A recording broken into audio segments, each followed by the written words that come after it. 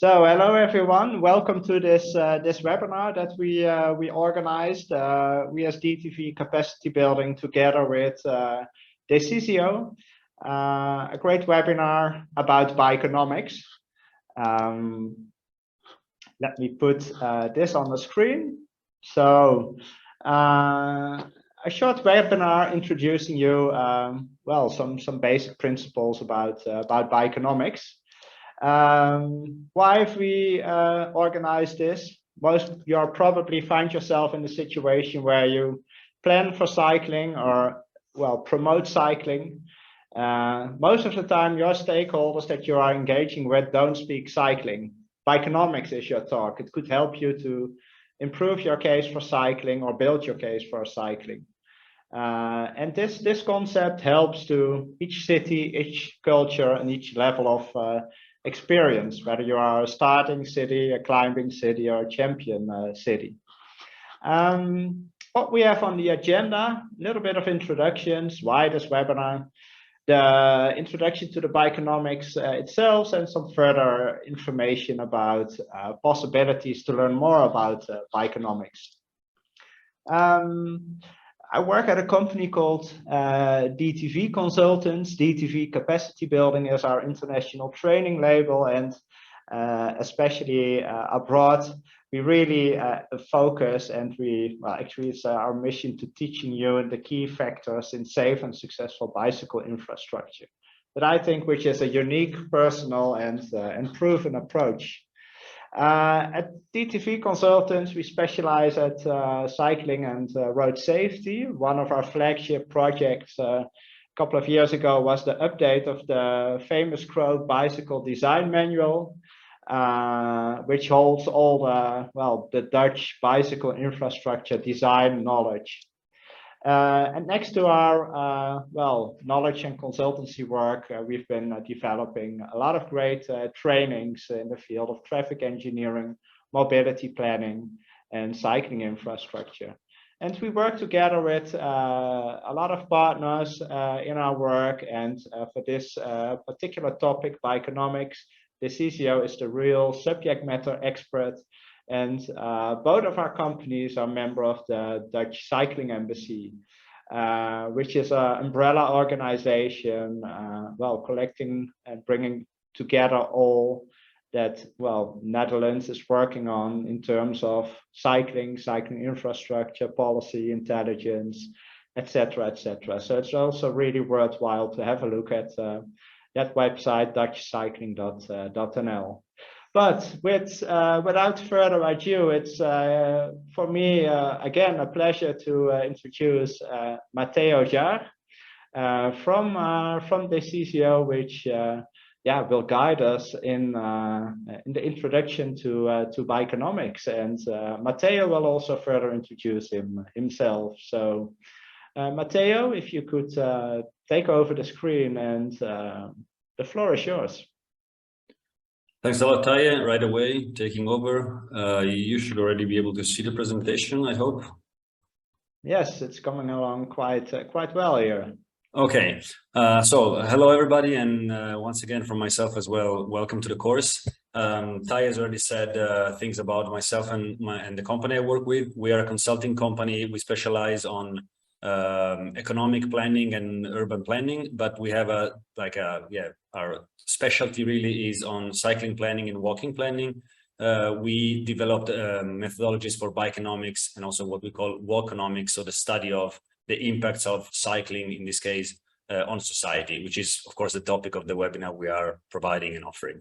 One thing that I would like to point out, and that I always like to point out, is that you can probably tell from my accent that I'm not, well, British, of course, but also definitely not Dutch. I'm Italian, as you probably can tell, which I think is an interesting starting point, because we always understand that when you hear cycling coming from a company from the Netherlands, you always think, yeah, of course, sure, but then, you know, that's Amsterdam, that's Rotterdam, that's the Netherlands. Cycling is easy. That's not where I live. That's not my context. Italy is one of the countries in Europe with the largest share of car usage and car ownership. So the context I work in trying to, you know, promoting cycling and making cycling more available and throughout the different layers of society. Of course, I do it in a context that definitely is not the Netherlands, and I always like to point that out to share the fact that we use Bikenomics, the Bikenomics approach also, and especially, I would say, especially well in context in which cycling is not always welcome. The course that we are going to provide is about Bikenomics, and as Matteo said, and the title says, it's about building your case for cycling.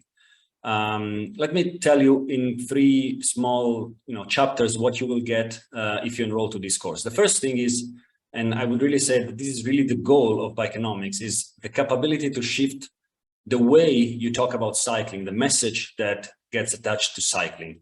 Why is this important? One statistics, really only just one. The potential for cycling is there.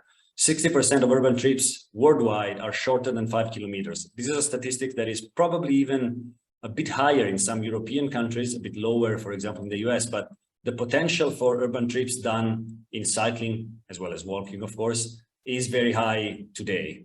And cycling could cover much more than it covers today.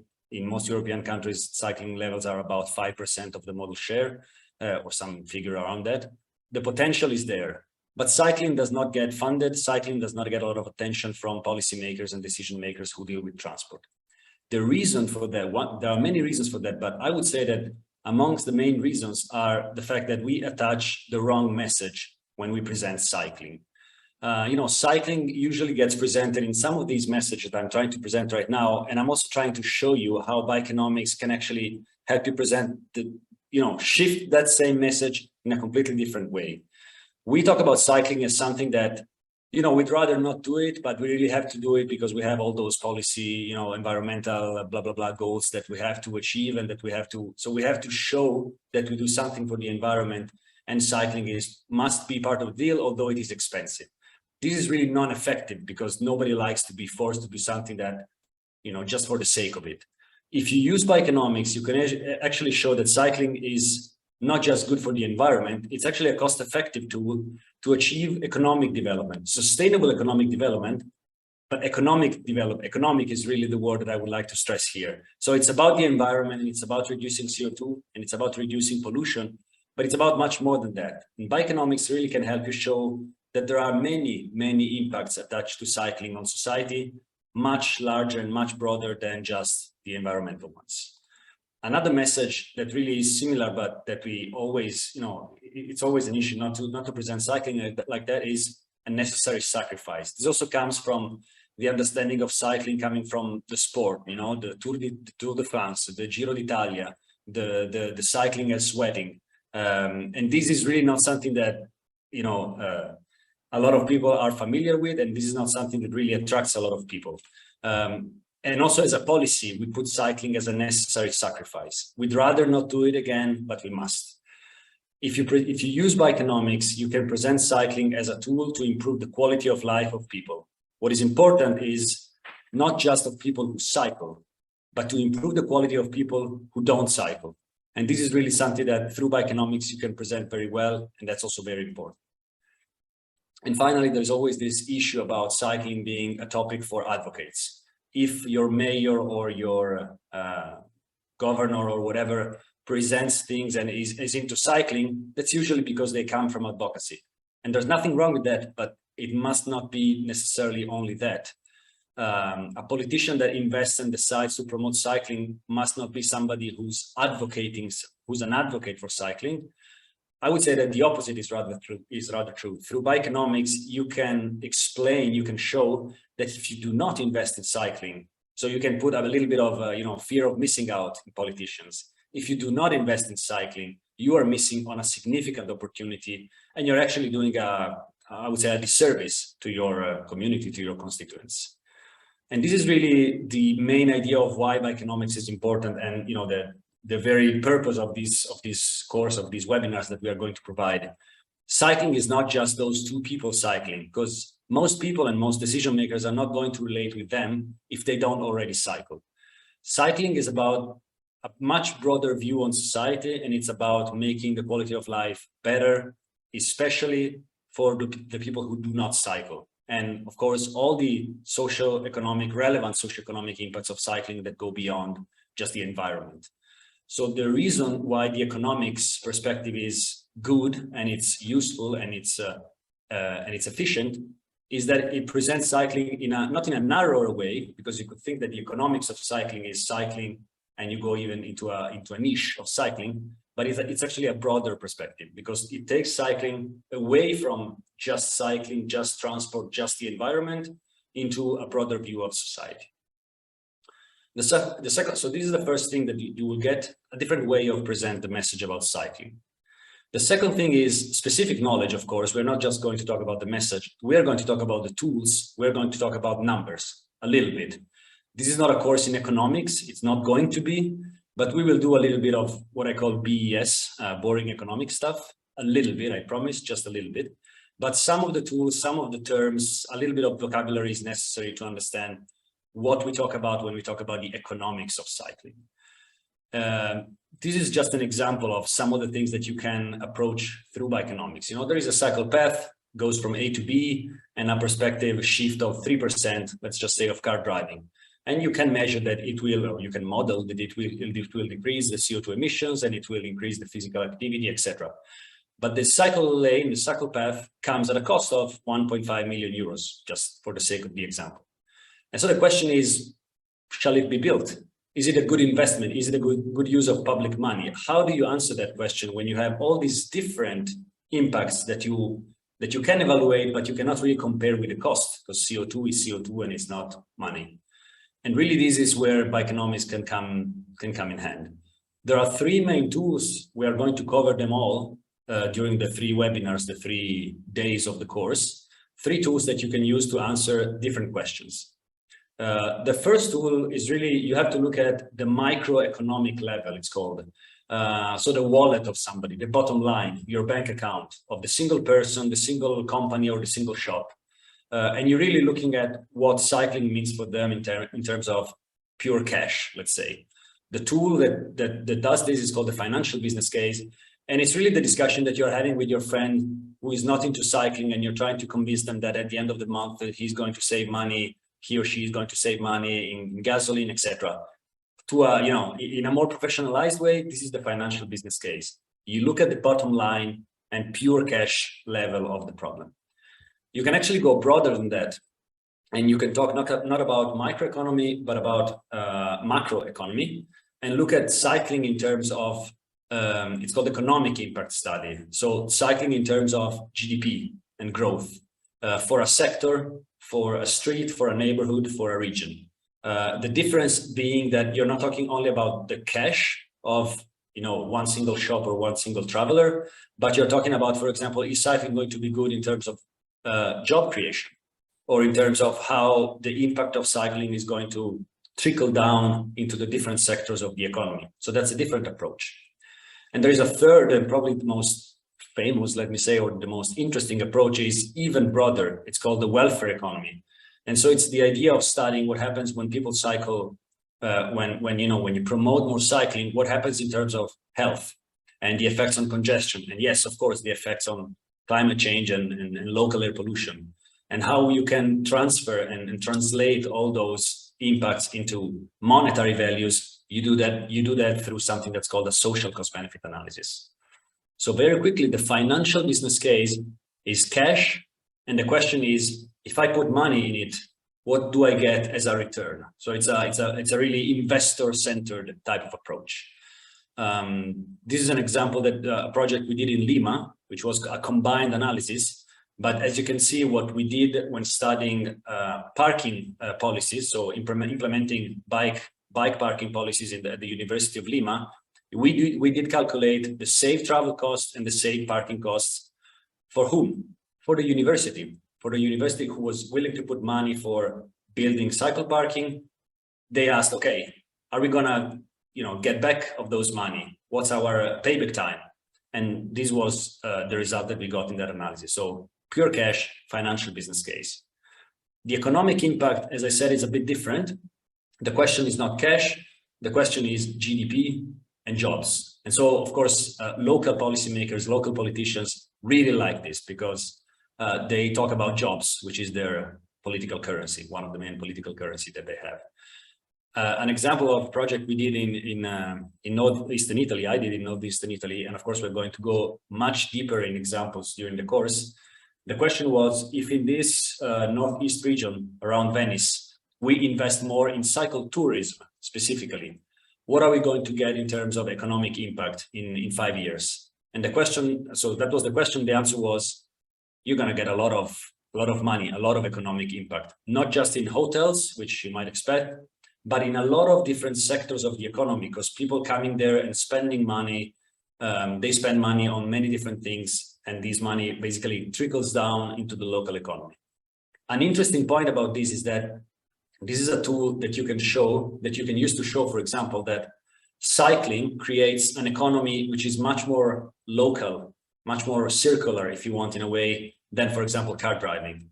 The money that gets spent on gasoline, it depends on which country you live in, but it's money that is likely not going to remain in your country. Okay, it's likely money that goes abroad. Whereas cycling creates an economy that is local at the neighborhood level sometimes, or at least definitely at city and regional level. This is also, again, you know, a way of presenting cycling that is not usually used, but it's a way that is very powerful, especially for local politicians. Those same local politicians that you have to argue with about the cycle lane or the cycle path project. Finally, the social cost benefit analysis, the question is again different. Does it make sense in terms of society? If I want to make people happier, if I want to make people well-being, the conditions of people better, does it make sense to invest in cycling? And this is the question that you try to answer when you do a social cost benefit analysis. An example of a project, again, that I worked in with my colleagues, there was a cycle plan for a city near Milan, and they asked, okay, can you compare the effects, the social effects of driving a car, riding a bicycle, or walking 1 kilometer? And when you put it together, all of the effects on traffic congestion, crashes, you know, climate change, noise, etc., you see that driving a car is a cost for society. And on the other hand, when you factor in the effects of, especially of better health coming from physical activity, the effects of cycling and walking is, you know, walking or cycling 1 kilometer is a benefit to society. Okay, so when you do it, you're actually not just getting better health for yourself, you're actually making the economy better and, again, the well-being of other people better. Now, I understand that about this, you're going to think, this is probably your face right now, and you're going to think, okay, but, you know, 20 cents per kilometer, it really doesn't sound like a lot of money, it doesn't sound very interesting. But just consider that in Europe, almost 5,000 billion passenger kilometers were traveled in the past years. And that means that attached to that, and it's not me saying it, it's actually the European Commission, driving all those kilometers by car cost us as a society 420 billion euros in 2017, and then in 2018, and then this year, and then the next year if we don't do something about it. So that is a lot of money. That's not even accounting for congestion, which is usually the largest share. Finally, and possibly Taya is going to say a couple of more things about this later, but I'm anticipating it. You will not get just me speaking, that would be boring. Taya will be with me, of course, all the time, and other people from DTV. But what we also get is free guests. We want to invite people and show you that it's not just Taya and Matteo saying that this is a very nice tool, but you will get people to show that they've used this tool in real life in their cities or regions as an effective, the tool was effective. The first one will be Victor Goebel from the city of Munich in Germany. And we're going to talk about not bicycle lanes, but bicycle streets, which is a different concept. They use Bikenomics to show that it was a very good investment. We will get a similar talk from Oskari. I'm not going to pronounce his surname because I always mess it up because it's a super complicated one. But Oskari is from Helsinki, and they basically studied a project of renewal of one of the major streets in the center of Helsinki. And again, they used Bikenomics to show to the city and show to, for example, local shopkeepers that it was a good idea and a good investment. And finally, Keisha is going to be, I think, even more interesting because we will talk with her about the fact that she started a Bikenomics project, Bikenomics approaches, after having received a similar training, basically, that the one that you're about to receive. And now then she was able to transform this training into real projects and into making, into momentum for more cycling, basically. So thanks a lot. This is going to be in a nutshell, really, the content of the webinar. And Taya, back to you for Q&A, I guess, and if you have some more comments. Yes, thank you very much, Matteo. Before we enter the Q&As, we have plenty of time for that. As mentioned, visit our website, dtvcapacitybuilding.com, for more information about this training. Next to expertise, also really the experiences from the field.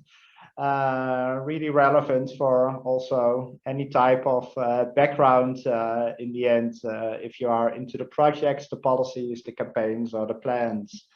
And yeah, you could also do your courseonomics in this training, highlighting well, your direct benefits, the better projects you are going to make, reduce the cost of failure, the efficiency and effectiveness that you will profit from, and in the end, well, more cyclists in your city or in your town. So this is where I stop spoiling and keep informing you. But let's get back to the contents. I think the main message here that Matteo is stressing: cycling is not just about cycling. It's really the bigger picture.